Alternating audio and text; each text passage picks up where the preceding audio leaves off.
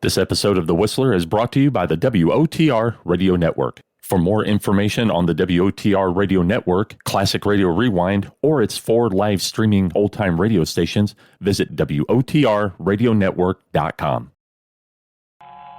Have you heard the strange tales of the Whistler?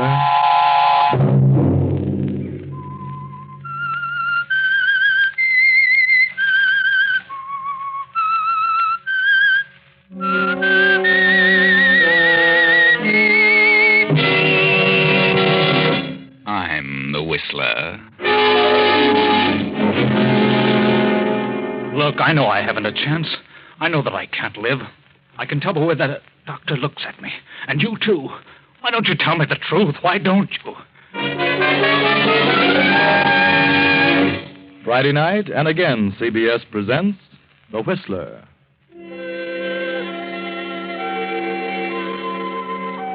I, the Whistler, know many things, for I walk by night. I know many strange tales, many secrets hidden in the hearts of men and women who have stepped into the shadows. And so I tell you tonight the unusual story of death in the air. A girl, a rather ordinary brunette of 18, plainly dressed, steps out of an elevator on the 14th floor of a swank apartment house and moves silently down the hall, pauses for a moment before a certain door, then turns the knob and steps inside. A handsome man of 35 jumps to his feet, stares at the girl a moment. Then she closes the door behind her. Who are you? What do you want? You don't know me. You never seen me before. But I know that you're Fred Blake. Yes, I'm Fred Blake, so what? What's the idea of walking into my apartment? I'm Mary Alberti. Mary Alberti? Does that name mean anything to you? Why, lots of people are named Alberti. Yeah. But I'm Mrs. Joe Alberti. Joe Alberti? Yeah. I thought that name would get a rise out of you. What are you doing here? Do you happen to know where my husband is at this moment? Joe? Why, certainly I know where he is. Who doesn't? This morning he was sentenced. Why, now he's in the state pen. Convicted of murder. That's right. A murder he didn't commit. He was convicted. He had a trial. But he's innocent. And you know it. He held up the bank messenger. He shot him. Then what became of the money? How should I know? Well, I know what became of the money. You have it. How do you figure that? Joe was working for you. As a chauffeur, he said. And I didn't know any different until he got into this jam. I didn't know what you were. Until he told me today. Just before he left. Yeah, and what did he tell you? That you were a gangster. And that he had nothing to do with the holdup or the murder. But that you planted the evidence on him. He was a fall guy. Now, look, sister, I ran a couple of nightclubs and little gambling stuff. But I haven't yet gotten around to holdups and murders. My husband wouldn't lie to me.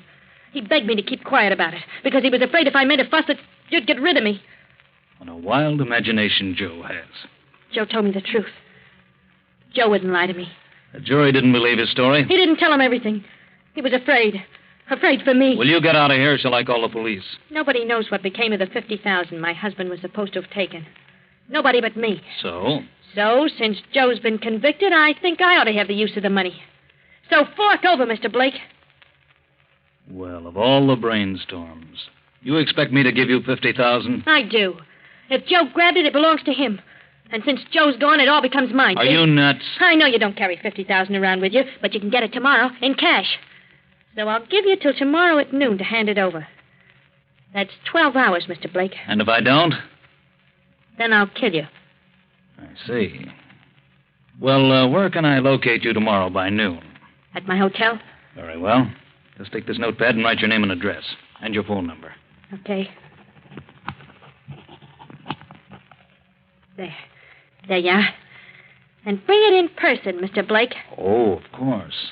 I wouldn't want anybody else in on this. And if you don't show up with the money tomorrow, well, I'll catch up with you sooner or later. You'll pay eventually. I know you will. I think I'll run up to the penitentiary and have a talk with Joe. He's all mixed up. He isn't mixed up. Not now. No? No, Mr. Blake. Joe's dead. What?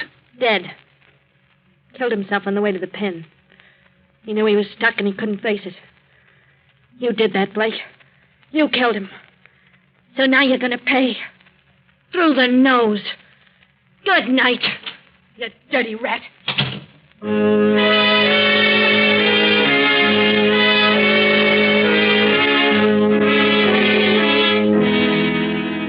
10 minutes or so, Fred Blake sits at his desk, thinking, studying the peculiar situation. Then there comes a knock at the door. He steps across the room and... Yes, who is it? Carl Winston. What do you want, Carl? I want to talk to you a minute. Okay, come in. What's on your mind? Well, I was told you wanted to see me. Yes, Carl, I do. But I didn't expect you here at this time of night. What do you want with me? As if you didn't know. What are you going to do about this phony check? Well, I hadn't got the money now, but I'll get it eventually. I've given you a month. Now I want the money. I'll get it. Really, I'll get it. Well, if you can't get it, I can. What do you mean? Your father's district attorney of this county. I'll go to him. He'd pay it to hush it up. Oh, please, Blake. Or maybe I'd tell your father you ran up a liquor bill. Look, Blake, I haven't got the money, but if you wait, I'll get it. I've given you all the time I intend to. I want the money now. Put up your hands, Blake. Now, wait a minute. Don't try that bad man stuff on me. Put up that gun before you hurt somebody. Give me that check. Hand it over. Okay, Carl. But you're crazy. Give me that check. Sure. Here you are. Let go. Get away from me. I'll kill you. You crazy little fool. Blake. Blake. Good Lord.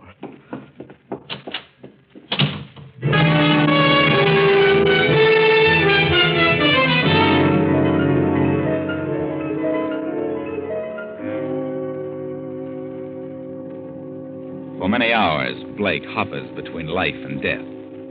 Several times he is revived from the coma sufficiently to answer questions of the detectives. Now, several days later, a week to be exact, the district attorney holds a conference. Tell me, Blake, on the night you were shot, did you see your assailant? No. Do you remember anything that happened? Well, I remember the shot. Felt a stab of fire in my chest. Came to in a minute or so, I guess.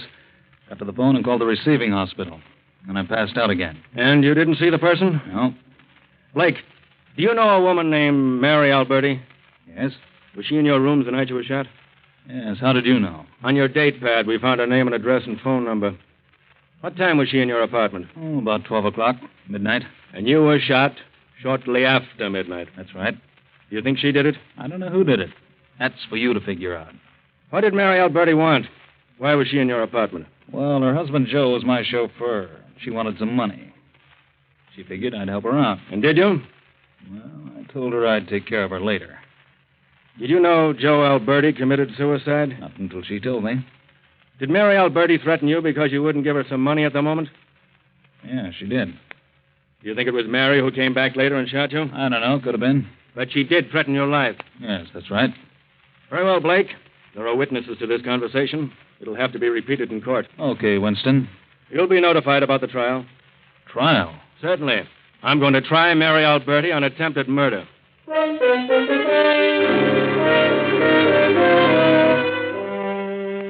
And so Mary Alberti is tried and convicted and sentenced for from 5 to 20 years.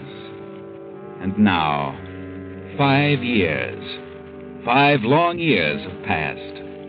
Fred Blake has become wealthy, the boss of every racket in the county, and District Attorney Winston has been reelected on a new platform, a vice cleanup campaign. Fred Blake sends for the district attorney. Come in, Winston. Sit down. Have a cigar? Thanks. What's on your mind, Blake? Well, I wanted to have a little talk with you, Winston, about your campaign. Campaign is over. I've been reelected. Yeah, but I mean your so-called cleanup campaign. When does that start, Winston? It started the day I was reelected. I see. My name at the head of your list? I'm starting on you, Blake. And if I put you where you belong, well, that'll be a great accomplishment. I think you're being foolish, Winston. Do you? Why? If you just dropped all this Puritan stuff, I could make it more than worth your while. Blake, I was fortunate enough to be born the son of a very wealthy man. And money doesn't interest me in the least. Money? Oh, no, not money. Something that's worth more to you than all the money in the world. Blake, you couldn't bribe me no matter what you offered. Mr. District Attorney, I'm going to change your mind in less than 1 minute. All right, Blake. I'm listening. 5 years ago, you sent a girl to the penitentiary for attempted murder. My murder, remember? Well, you were wrong on that one. She didn't shoot me. What? Then why didn't you say so? I was saving it. Saving it for a rainy day. What are you talking about? The Alberti woman didn't do it. She was in my apartment that night, but she left. And a man came in. He owed me some money. He didn't have it. I threatened to tell his father that he had lost at gambling, and he went crazy. Pulled a gun and shot me. Who was this man? Your son, Carl. Carl? I don't believe you. Oh, but I can prove it. Look at this. His phony check. That's why he came to my apartment. He demanded the check. We scuffled when he pulled a gun. I hit him, and then he shot me. He left in such a hurry that he forgot the check. I see. But there's something more important than the check. Yes? What? A gun. A revolver. Whose gun? Take a look at it. One shot fired. Recognize that gun? Why, yes, it's mine. If ballistics were to check this gun and compare the bullet taken from my chest, they'd find a definite similarity in rifle markings. I see. Well, that's all there is to it. What do you say now, Mr. Winston? You've really got me in a tough spot, haven't you, Blake? If you care anything about your son or his future, you forget this cleanup business. All right, Blake, I'll think it over. It's something that can't be decided in a moment. Good night, Winston.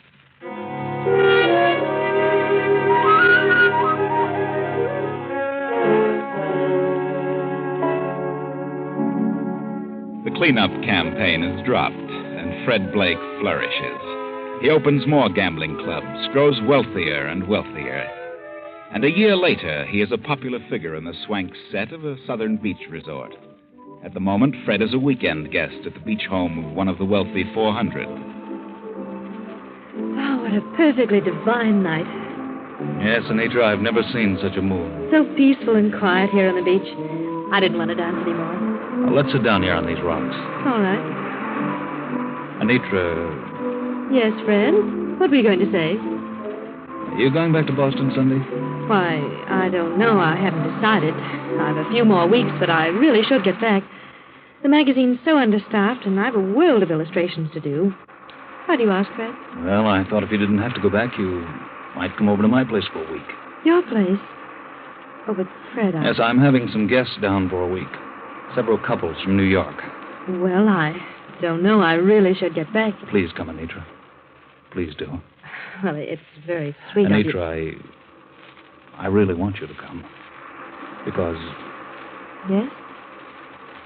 you know, the way the moon shines on your hair, it looks just like spun gold. Does it? Is that what you were going to say? No. There are a lot of things I want to say. Do you realize what a beautiful girl you are, Anitra? Fred. I mean it. From the moment I first saw you, you knocked the props right out from under me. Nothing else exists. Nothing else matters. Nothing but you, Anitra. But, Fred, I'm wild about you. Crazy. Please, Fred, we better go back. You've got to listen, darling. I love you. Are you asking me to... Yes. I want you to marry me. But I'm a career woman. You don't want a career woman for a wife. Besides, we've only known each other for a few days. I don't care, career or not. 2 days or 2 hours. I love you. Let's get back to the house. Come on. You mean you don't like me? Is that it? Or is it some other man? No, I do like you very much, and there's no other man, but... Well, I'll have to think about it. If I marry, I know I'll give up my work, and I'm not sure I want to do that. I see. Well, will you at least make me happy by joining the party at my place for a week? Yes, I'll come, Fred. I'll stay here for another week, but please don't high pressure me. Let me make up my own mind. Promise? That's a deal. Shall we seal it? Certainly. With a kiss? Fred, Please. I love you, Anitra. Let's go back to the house, please.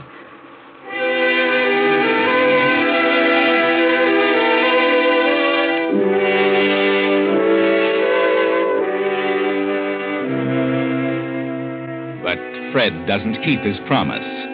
Fred isn't the type. When he wants a thing, nothing can change his mind. And by the time the week is up, Fred has made up Anitra's mind. They are married and decide to spend their honeymoon in Florida. But a few weeks later, their honeymoon is interrupted. Fred is stricken with an illness. In this room, Dr. Phillips. Yeah, thank you. Fred, Yes, darling. this is Dr. Phillips. Yes? Well, Mr. Blake, what seems to be the trouble? I don't know. I don't know what it is. Dr. Phillips is a specialist from Miami. Yes? Suppose you tell me a few things, Mr. Blake. Well, I'm afraid it's some sort of paralysis. Paralysis? Yes.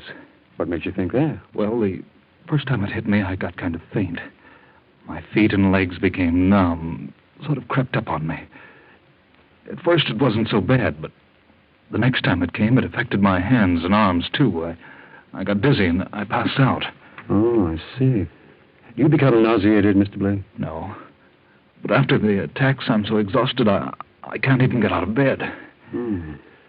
Well, I'd better give you a thorough examination. What do you think it is, Doctor? Well, I don't know at the moment. Well, do you think it's serious? Any interruption in the functions may be serious. Do you think it would be best to take him to a hospital, Doctor? I don't know yet. No, darling, please. I'd rather stay here with you. Yes, dear, of course, whatever you say. Please, Mrs. Blake, would you mind stepping out for a while? Oh, very well. I'll be in my room. Call me when you've finished. Everything's going to be all right, dear. Please don't worry. Yes, I'll be all right.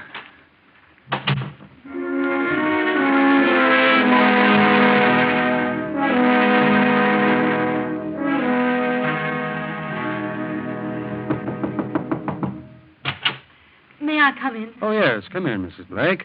I've finished. It's been an hour. I just couldn't wait any longer. Quite all right. How do you feel, Fred? Well, a little better, I guess. He pounded me and thumped and listened, but I don't think he knows himself. I do feel better. I'm going to get up and walk around. Mr. Blake, I'd advise you to remain as quiet as possible. Why? If you attempt to move about, I'll have to withdraw from this case. What have you discovered? What is it? Just relax. Why don't you say it? Why keep it a secret? I'm entitled to know. Spill it. Now, please, Fred, darling, please don't get excited. What is it, Doctor? Do you know? Mrs. Blake, I'd like a few words with you. Step over here to the window. Why, yes, of course, Doctor. Very sorry. I can't believe that. Well, what are you talking about? Why go over there and mumble? Why don't you say it and be done with it? Did you hear me? What are you mumbling about? Oh, Doctor, no. What are you telling her, you quack? Why don't you tell me? No. Please, Mrs. Blake. Now, please be calm. I had to tell you. If you don't tell me what you're talking about, I'll get out of this bed and brain you. Oh, no, please. Darling, please don't get up. No, you mustn't. Mr. Blake, I advise you to stay in that bed and control your temper. You're in no condition to withstand any form of excitement. No? Then you know what's wrong with me? I do. And believe me, if you want to recover, you'd best remain as quiet as possible. It's that serious? You have a chance, Mr. Blake. And that small chance depends mostly upon you yourself. I'll do my best, but it mostly depends on you. Is it paralysis? The knowledge of what it is will not help you. It is better that you think as little about it as possible. Good night, Mr. Blake. Good night, Mrs. Blake. Good night, Doctor. Anitra, what did he say? Oh, Fred, you must try not to...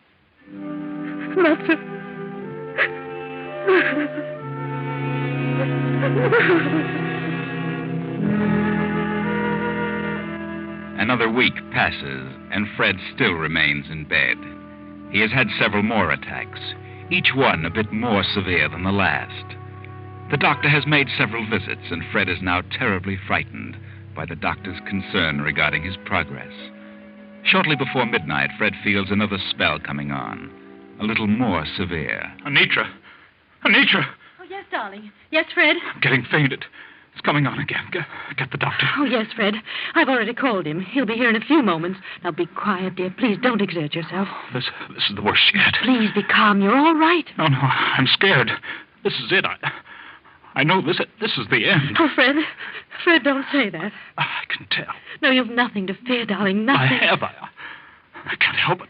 I'm afraid. Fred, you must get hold of yourself. You must. I know I haven't a chance. You know that. The doctor knows. He told you. I know, too. Oh, please, Fred. There's something I've got to tell. Hush, darling. You don't understand. I've got to tell someone. Oh, you must calm yourself. Oh, you've got to listen to me. You've got to. Well, the doctor will be here in just a few moments. Now, please try to save your strength, darling. He can't help me. Oh, come in. I came as quickly as I could, Mrs. Blake. It's another attack, Doctor. It seems to be worse than the last. He's terribly frightened. Come now, Blake. You must try to get hold of yourself. The pulse is... Well... Pulse is what? Just a second. My bag, please. Yes, Doctor. Thank you. Now, let's have a listen to the stethoscope. Mm-hmm. Do you have a chill, Blake? I don't know. I'm just awful numb. It's creeping up inch by inch. Oh, please, Doctor. Can't we take him to the hospital? A hospital? I'm afraid that... Well, he's as well off here as in the hospital. Why don't you tell me the truth? I've got a right to know. Tell me the truth. Now, you're going to be all right, Blake. You're lying. Mrs. Blake, Yes, Doctor. What did you start to say? well... Tell me. I've got to know. Yes, Fred. Oh, tell us, Doctor. There's no use evading the issue. Fred wants to know. Very well. Since you insist, there is nothing I can do for you, Mr. Blake. Nothing anyone can do for you. You mean it's a matter of days? It may be only a matter of hours. I'm sorry, Blake. Hours. Anitra. Oh, darling, I knew, but I just couldn't let you know. Hours. Doctor, will you leave us alone for a while? Of course. Oh, please, don't leave the house, Doctor. No, I'll stay with you as long as you need me. I'll be in the hall. You call me if you want. Anitra, get a sheet of paper and write what I tell you. Yes, dear. And please hurry, Anitra. Of course, dear. Yeah, I'm ready. To District Attorney Frank Winston. District Attorney. I never thought I'd do this, but here it is. Joe Alberti was innocent in the killing of the bank messenger. He was framed. I killed the messenger and framed Joe. Fred. And Joe's wife is innocent of trying to kill me. She didn't shoot me, and I want her released. I'm enclosing a check for $10,000 for her. And furthermore, what I told you about your son was a lie. He didn't shoot me either. He did come to my room. He had a gun. I took it away from him. And in the scuffle, the gun went off. I shot myself. So that clears everything up. Now you can start your campaign. But I won't be around to participate. Yours, Fred Blake. Fred, are you out of your mind? But this is ridiculous. I won't turn this over to the district attorney. I won't. Please, Anitra, please do. I can't die. I just can't unless I know. Please, you've got to do it. Hand me the pen. I've got to sign it before my hands go numb. Oh, no. No, don't sign it. Please don't. It isn't true. It is true. Every word. Hold it for me. There. Oh, darling, you don't know what a relief this is. All right, Fred. I'll do as you say. Oh, darling, I don't care what you've done. You've been so good to me. But if you want me to turn this over, I will. I do. Oh, Doctor! Doctor! Quick, Doctor! You're too late, Doctor. Everything's okay now. Well, it's all over. All over.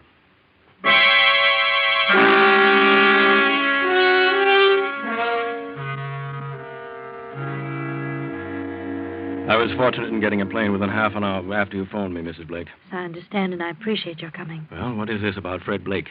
Well, Fred has been ill for several weeks, and last night, well, he got worse, became frightened, and made me take down this letter.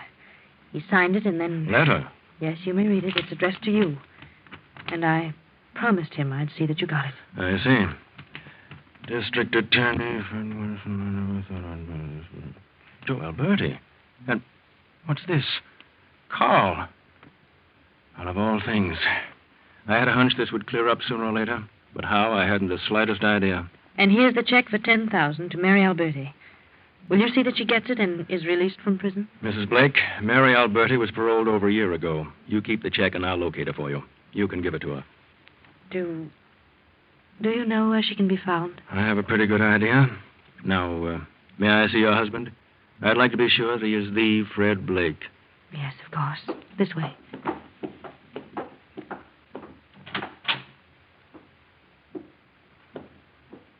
Yes, he's the real Fred Blake. That's all I wanted to know. Anitra. Is that you, Anitra? Good Lord, I thought he was dead. What is this? Where am I? Blake! Doctor, what happened? I'm not a doctor. No, then who are you? I'm District Attorney Winston. Winston? What are you doing here? Where am I? You're in your bed, but you're on your way to jail. Jail? Are you crazy? I'm sick. I'm dying. You may be right about that. He isn't dying. It's all in his imagination. Yeah? Get up out of that bed. But I can't. I can't walk. Then we'll carry you. All right, Murphy. Come in and carry him out. Yes, sir. Come on, Jim. We'll make a saddle seat for him. I'm sick, I tell you. I'm dying. You're taking a plane ride north, whether you're dying or not. You signed this confession, didn't you? What? Yes. But you weren't supposed to get that till I was dead. Why didn't you wait, Anitra? Bring him along. You'll never convict me. You'll never get that far because I'll be dead. Come on, boys. Take him to the car. Anitra, why don't you tell them? It's all a mistake. They can't do this. Tell him. Tell them what? Well, I'm dying. What can I do, Fred? I did just as you asked me to do. I can't do a thing now. It's too late. What's happened to you? What's happened? Nothing. I've never been so satisfied in my life. What? I said this is the happiest moment of my life. Now get up, Fred. You can walk. You're stalling. There's nothing wrong with you. You're crazy. No, she's not crazy. She's clever. I've tried for over a year to work this thing out, and she did it all by herself. Yes, Blake, Mary Alberti, now known as Mrs. Anitra Blake, is a very clever woman. Well, there you are. Mary Alberti, alias Anitra Blake, was a clever woman. She knew that her husband Joe was innocent, and when she was sent to prison for shooting Fred Blake, she made up her mind to eventually get out on good behavior. So she studied art, glamorized herself, changed her speech and appearance, and worked her way into the circles frequented by Fred. And everything worked out just as she planned. There was nothing wrong with Fred. He wasn't ill and he wasn't dying. Just a few grains of medicine each day was all that was necessary to bring on that numbness. And the doctor? Well, he wasn't a doctor. No, he was really the brother of her husband, the brother of Joe Alberti.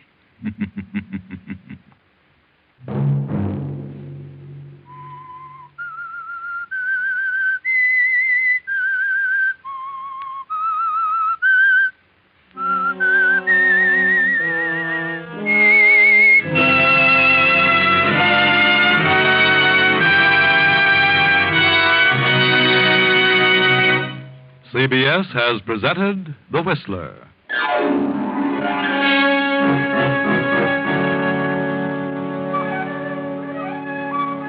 Original music for this production was composed by Wilbur Hatch and conducted by Ivan Ditmars. The Whistler is written and directed by J. Donald Wilson and originates from Columbia Square in Hollywood.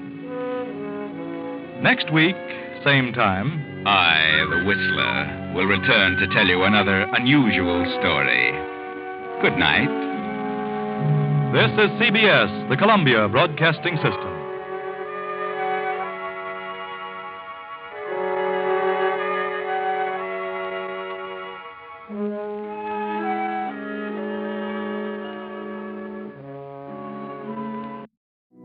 You're listening to the WOTR Radio Network.